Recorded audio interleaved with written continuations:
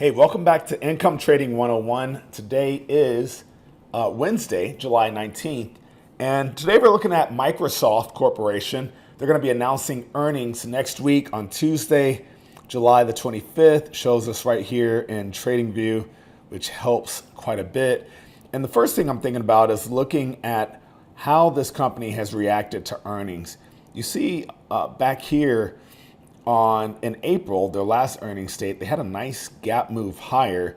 This move obviously has been quite significant. Many of the technology firms have a similar uptrend for 2023, but Microsoft doesn't always gap higher on earnings.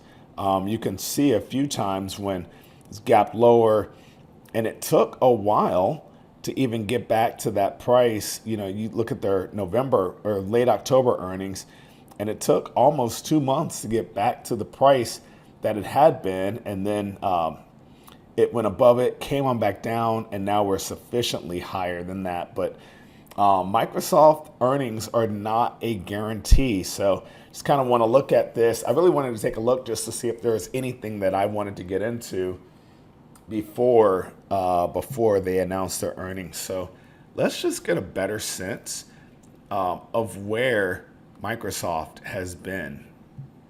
It's always good to know whether you're looking at an all-time high, a low, just moving it to the monthly date. Check that out.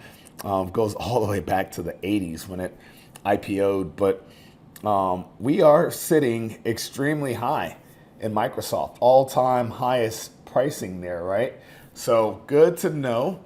Let's kick this thing back to daily, and we can start our look. Let me go ahead and pull this back out. I really like to work with about a year's worth of data. Since it's July of 23 right now, we'll just take it back. There you go, July. So I'm going to go ahead and we're going to start off with doing some moving averages like we always do. Just few simple moving averages. We'll tweak those the way we want. For those of you who are curious, you can actually program your exact qualifications, exactly what you want, into TradingView. I like doing it this way, mostly for the videos, so that anyone who sees one of my videos for the first time has an idea of what I'm doing. So I normally set my short-term moving average, which is my big one, my 10-day, and then I set that to green because when that goes up short-term, that's a buy signal for me. My medium range is the 20-day, and that's actually a month's worth of data. I use that as my selling period, and then I set a 60-day to yellow. The 60-day in trading terms is actually 3 months worth of trading days.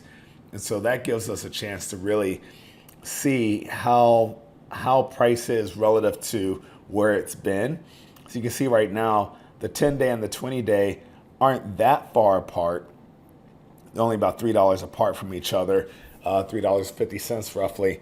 But it is still higher. The 10-day is still higher than the 20, and both are higher than the 60. This is a classic bullish pattern right here. Let's take this out. We'll check it out on the. Well, I already know that we're high on the weekly, and on the monthly. Let's look at a 1 week chart. On the 1 week, so each point is 1 week. We still have a very bullish situation where the 10 is above the 20, which is above the 60.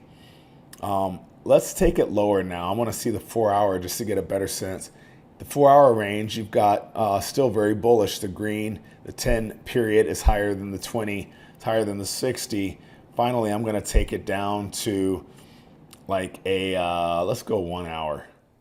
Because the 1 hour kind of gives you an idea of what happened intraday. Still looking bullish.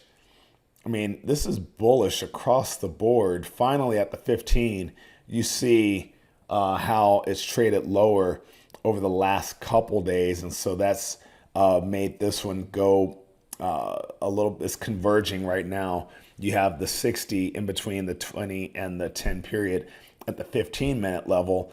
And of course, I say it every time, you need to make sure that whatever your trading duration or horizon is, if you you need to match that. So if you're trading intraday, the daily charts might be a good indication of where to start looking. But if you're day trading inside of a day, you really need to use shorter terms. So maybe you're using 5-minute charts, 1 minute charts. You can go as granular as you want to based on how long you intend to hold a trade.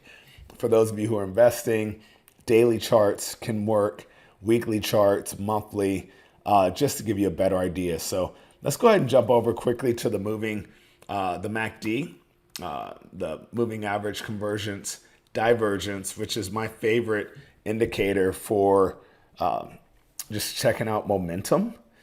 So right now, and given this long uptrend move, you had your most clear MACD transition happened when this crossover happened in October, and both lines went above the zero line back in November of 2022.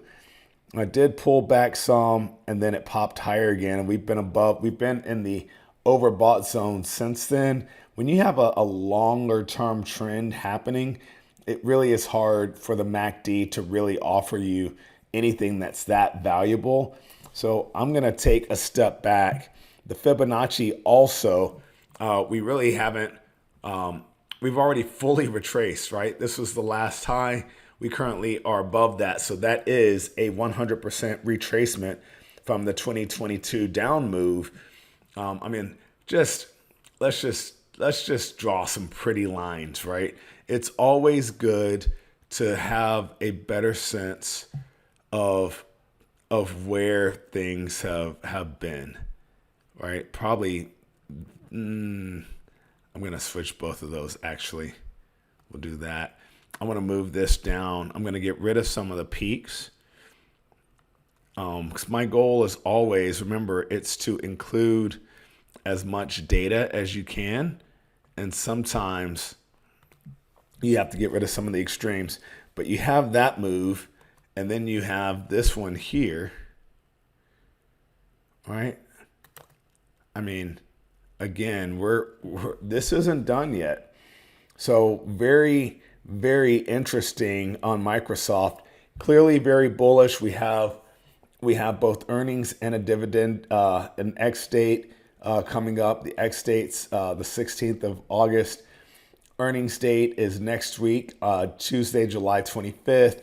So this is definitely worth checking out. I'm going to be looking for some option trades, seeing if there's anything, maybe some out of the money call options to purchase against some short puts or short put spreads, depending on how you want to play the risk.